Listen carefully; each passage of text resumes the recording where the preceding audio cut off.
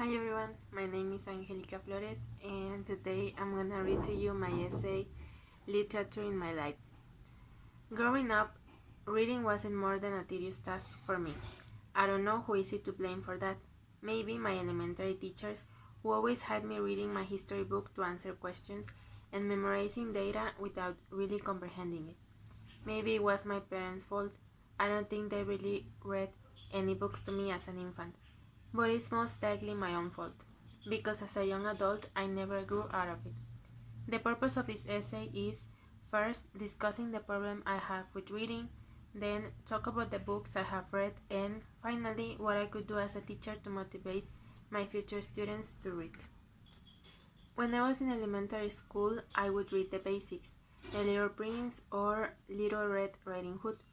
I would also be asked to read the textbooks the school provided, just so I could complete the plans the teacher had for the class.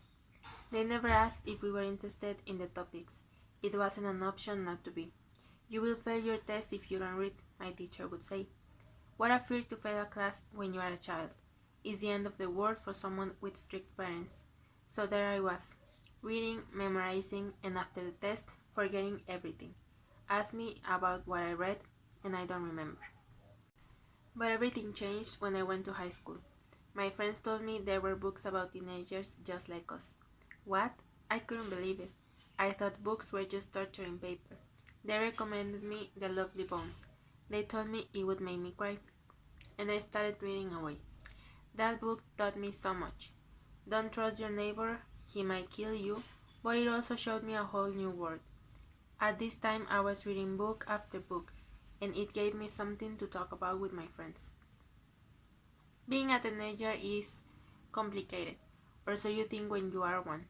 All those hormones and all those feelings. Now that I think about it, I'm not so sure that I was obsessed with reading or that I loved my books, but they gave me a way out of the heartbroken feelings, the anxiety.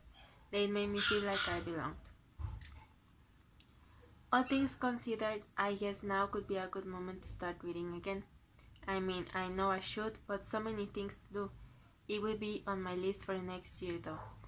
As a future teacher, I don't think I will make reading an everyday task. I will recommend books for my students according to their age, maybe some funny ones to engage them. I hope I don't do to them what pulled me away from reading.